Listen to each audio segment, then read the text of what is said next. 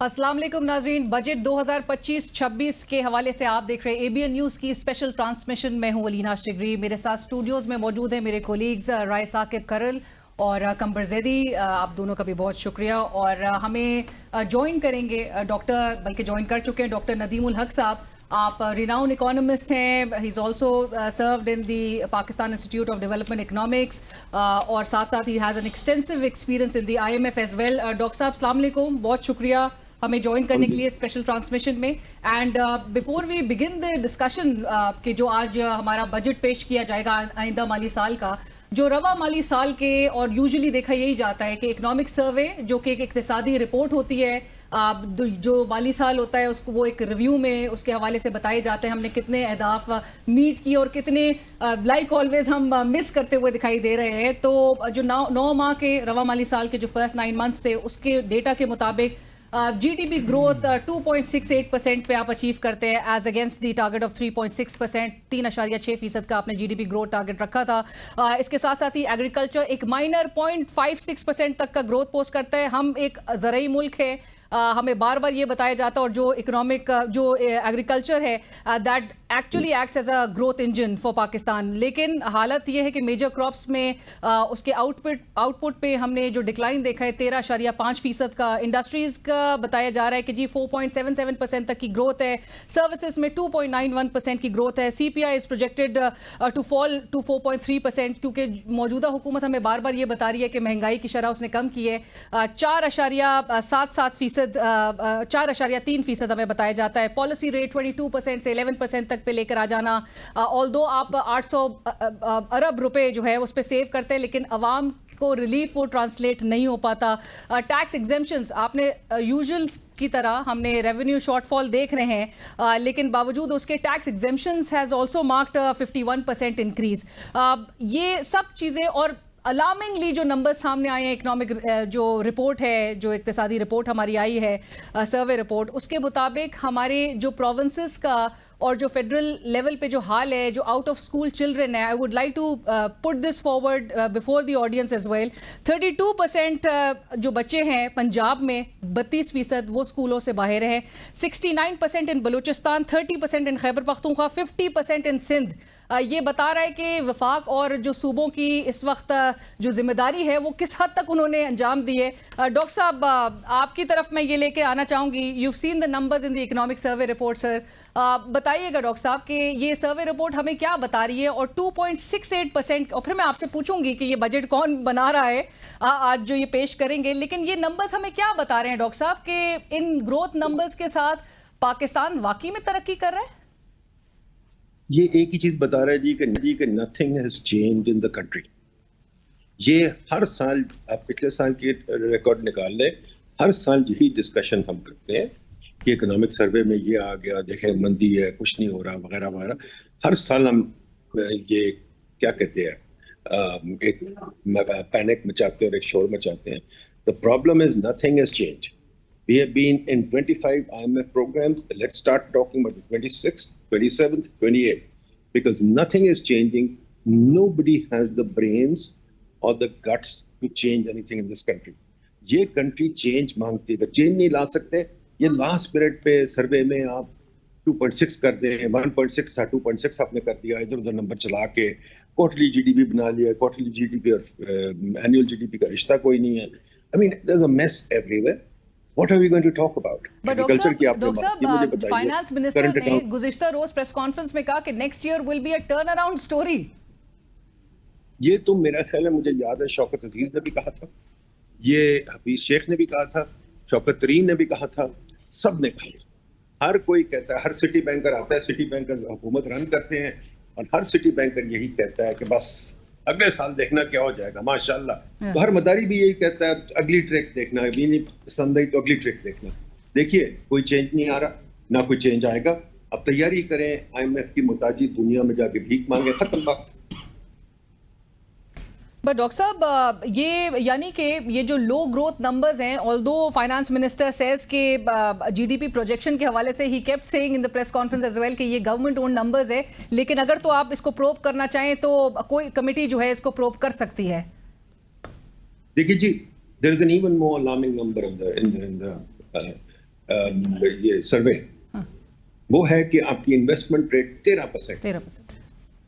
तो जब investment rate 13% है और इसमें पीएसटीपी के फजूल प्रोजेक्ट्स इंक्लूडेड हैं, अगर प्राइवेट सेक्टर के देखें तो इन्वेस्टमेंट रेट 8 या 9% है। 8 या 9% पे सोचें अगले साल क्या होगा, उससे अगले साल क्या होगा। इन्वेस्टमेंट होती है जो अगले सालों को बताती है। इंडिया में इन्वेस्टमेंट रेट 30 है, चाइना में 40 है। अगर आपकी इन्वेस्टमेंट रेट ही नहीं बढ़ती, मेरा तो ख्याल है फाइनेंस मिनिस्टर को एक ही चीज पर गौर करना चाहिए, इन्वेस्टमेंट क्या है। ये जो टैक्स का शोर मचाया हुआ है ना, टैक्स, ये मुझे याद कराता है लीना बीबी, पता नहीं आपने पढ़ा है कि नहीं पढ़ा, मैं जरा पुराना आदमी हूँ, मुझे याद है एक होता था शेरिफ ऑफ नॉटिंघम, वो जनाब चोरी करता था सारे लोगों से टैक्स लगा के, उसके खिलाफ रॉबिन हुड खड़ा हो गया और उसने जाके शेरिफ से चोरी करनी शुरू कर दी। ये दुनिया की बहुत पुरानी स्टोरी और ये बताती है कि जो हुकूमत गलत टैक्स लगाती है उससे अच्छी बात है आप चोरी करें, वो हुकूमत नहीं चल सकती। तो हमारी हुकूमत बन गई शेरिफ ऑफ नॉटिंघम, सिर्फ टैक्स की बात करती है, ना रिफॉर्म की बात करती है, ना आगे की बात करती है। आपने आउटर स्कूल चिल्ड्रन की बात की है, मैं आपको बता दूं हमारी यूनिवर्सिटी स्कूल भेजने के लायक नहीं। मैं तो कहता हूँ आउटर स्कूल चिल्ड्रन ज्यादा होने चाहिए, कम नहीं होने चाहिए। हमारे बच्चे जो हैं उनको क्या पढ़ाया जाता है? कुछ भी नहीं पढ़ाया जाता। सारे बजट जो है सरकारी अफसरों पर खर्च हो जाते हैं। यहाँ इतने इदारे हैं एजुकेशन के, इतने पैसे खाते हैं, सेक्रेटरी साहब उनके पास बड़ी बड़ी गाड़ियाँ हैं, ये वो। 500 एजुकेशन के डिपार्टमेंट है पंजाब में। यार खुदा के वास्ते डिपार्टमेंट काम करें, पढ़ाने पे ज़्यादा लगाते नहीं है। आप यूनिवर्सिटी के वाइस चांसलर लगाते हैं जैसे चपरासी लगाते हैं। तो कोई निज़ाम तो ठीक करें ना, फाइनेंस मिनिस्टर साहब कहें कोई निज़ाम पे गौर करें। ये हमें नंबर्स देना कोई फ़ायदा नहीं जब निज़ाम अंदर से पता न खोखला। याद रखिए इस साल जो नोबेल प्राइज़ मिला था पिछले साल, वो मिला था ऐसे मगलू को जिसने इंस्टीट्यूशंस पे बात की थी, जिसने कहा था कि भाई वो मुल्क तरक्की करते हैं जहाँ इदारे अच्छे हो। हमारा तो इदारा है ही कोई नहीं, देयर इज नो इदारा। बजट तो फाइनेंस मिनिस्टर ने बनाया भी नहीं है, बजट तो बनाया फॉरेनर्स ने। तो फॉरेन हर साल, ये साल नहीं, मैं किसी पार्टी के साथ नहीं, हर साल फॉरेनर्स बजट बनाते हैं, हर साल पॉलिसीज फॉरेनर्स बनाते हैं। हम लोग तो बनाते ही कोई नहीं। So, नदीम साहब अगर 78 ईयर्स से यही चल रहा है तो आगे मजीद कितनी फिर आप ये बजट्स जो है वो IMF की डिक्टेशन पे बनता हुआ देख रहे हैं? बिकॉज IMF के जो डायरेक्टर रह चुके हैं केनेथ रोगफ, वो तो कहते हैं कि उनसे पूछा गया कि 25th पे ये साइन ऑफ आप कर देते अगर आप IMF में होते अब भी, तो वो कहते हैं कि 25th पे साइन ऑफ की क्या बात होती है, 24th पे जब डिफॉल्ट की अगर बात हो तो फिर तो ये आपको मजीद भी इसी साइकिल में आप उलझे रहेंगे। देखिए जी, वो बिल्कुल ठीक कहता है केनेथ रोगफ, हमने निकलना नहीं IMF के चुंगल से, ना हमने कभी तरक्की करनी। हमें आदत पड़ी हुई है भीख मांगने की, जैसे एक ड्रग एडिक्ट नहीं होता जिसको आदत पड़ी होती है वो ड्रग्स लेने की, हमें आदत पड़ी। हम अपना घर ठीक नहीं कर सकते, ना हम में इतनी सख्त है। जिस दिन ये अपना घर ठीक कर लेंगे, हमने SIFC बना दी क्योंकि बाकी इदारे नहीं चलते, चलो SIFC बना दो, वो नहीं चलता कुछ और बना दो। हम इदारे बनाई जाते हैं, ये नहीं देखते कि जो पिछले इदारे नहीं चल रहे उनको बंद ही कर दो। FBR को बंद कर दें, भाई FBR क्यों चाहिए जबकि वो काम ही नहीं करते, या FBR में से कुछ बंदे तो निकाले, कुछ तो करें। नहीं, हमने उनको 6 तनख्वाहें दे दी हैं, मतलब 600% इंक्रीज दे दी है। हर सरकारी अफसर की ईद हुई है, उनको इतनी परसेंट इंक्रीज मिल रही है। सेनेट चेयरमैन को 500% इंक्रीज मिली है, उसके साथ गाड़ी है, ये वो। मुझे तो समझ ही नहीं आती। मुझे याद है ज़माना अलीना बीबी, जब मैं बच्चा था तो एक जज के पास गाड़ी अपनी होती थी, किसी की नहीं, सरकारी नहीं होती थी। चीफ सेक्रेटरी वेस्ट पाकिस्तान के पास गाड़ी अपनी थी, ये नहीं थी कि सरकारी हो। अब आप देखें हर ग्रेड 17 अफसर के पास लैंड क्रूजर है और जनाब 10 डाले भी साथ हैं। तो ये जो तमाशे हैं, ये बजट के खर्चे हैं या ये खर्चे नहीं होते, ये मुफ्त आ जाते हैं कहीं से। ये तमाशे छोड़ेंगे तो कोई बात करेंगी। I don't think we are ready. तो कोई बात नहीं, 26वां 28वां फंड प्रोग्राम करें। आदत है आप लोगों को, आदत संभालिए अपनी। और 2000 बिलियन रुपीस तक के एडिशनल टैक्सेस मजीद भी अब ये लगाने जा रहे हैं उसी गरीब आवाम पे। अलीना, मैं बिल्कुल डॉक्टर साहब से एग्री करता हूँ कि जो उन्होंने बात की, ईद से पहले बोनसेस असल में किसे मिले? Speaker national assembly and chairman senate को 2,05,000 तनख्वाह, और वो बढ़ाकर कर दी गई 13 लाख रुपए। 500 टाइम इंक्रीज आया तनख्वाह में। किस वजह से, क्यों? आप सर अच्छा इन कंपैरिजन आपको याद है ये इसी जो अनाउंसमेंट थी चेयरमैन सेनेट की तनख्वाह में, उसमें अभी तक वो गोरे की चीज पड़ी है, लिखा हुआ है सैंक्चुरी अलाउंस ऑफ 50%। सैंक्चुरी, ये सैंक्चुरी अलाउंस क्या होता है यार? ये तो जुबान भी क्वीन विक्टोरिया की जुबान भी हम नहीं लगा सकते। क्वाइट फ्रैंकली गवर्नमेंट के जब हम मेमोज पढ़ते हैं ना, जो भी अनाउंसमेंट्स होती हैं, ज़बान भी पुरानी है। हम 1860 में बैठे हुए, 1860 से आगे आए ही नहीं। बजट में आज अनाउंस करते हैं 1860 से आगे कैसे आएंगे? डॉक्टर साहब इस पर सितम ज़रीफ़ी ये है कि ये लोग जो इलेक्ट होके आते हैं, आप इनका बैकग्राउंड देखें, ये किस बैकग्राउंड से आते हैं, क्या ये कोई ऐसे तबके से आते हैं कि इनको सैलरी की ज़रूरत हो, इनके साथ पर्क्स एंड प्रिविलेज इसके ऊपर कितने हैं, तो ये जो है ये पहली दफा तो हुआ नहीं है इस ये एक बड़ा सवाल है कि फॉर्म 47 फॉर्म 45 की डिबेट भी है अनफॉर्चुनेटली इस मुल्क में। लेकिन इससे पहले जो मेंबर नेशनल असेंबली की तनख्वाहें को रेज किया गया, कैबिनेट मेंबर्स की तनख्वाहों को रेज किया गया, फिर उसके बाद चेयरमैन सेनेट पर बात आ गई, तो इसका मतलब ये है कि गवर्नमेंट जो है वो जो नंबर्स में बड़ा अच्छा आवाम को शो करती है, एक नंबर गेम प्ले करती है, और वो क्या ट्रांसलेट हो पाता है आवाम तक नहीं, क्या आपकी अपनी जेबें भरी जा रही हैं। और अलीना इसमें पॉइंट मेन ये है कि इसका इख्तियार इन्होंने खजाना डिवीजन से लेकर अपने पास कर लिया, और ये खुद चाहे तो अपनी सैलरीज इंक्रीज कर सकते हैं। And all of them doctor साहब, ऑपोजिशन भी वही पर्क्स एंड प्रिविलेजेस और सैलरीज जो है वो एंजॉय कर रही है, वो ऐसा नहीं है कि अपनी स्टेट पोजीशन के साथ वो बिल्कुल फोगो कर दे। डॉक्टर साहब लेकिन ये बताइएगा कि जहां पर हम इंडिया की चले जीडीपी की बात करते हैं 7%, 7.2% पे, हम नेपाल की देख लें, हम भूटान की देख लें 4.6% पे, बांग्लादेश की हम जीडीपी ग्रोथ देख लें, जब ये सारे अगर अच्छी ग्रोथ के साथ जो है वो आगे बढ़े, तो हमें बार बार क्यों बताया जा रहा है कि जो ग्लोबल, जिस तरह फाइनेंस मिनिस्टर ने कल भी कहा कि ये ग्लोबल ग्रोथ कूलिंग है,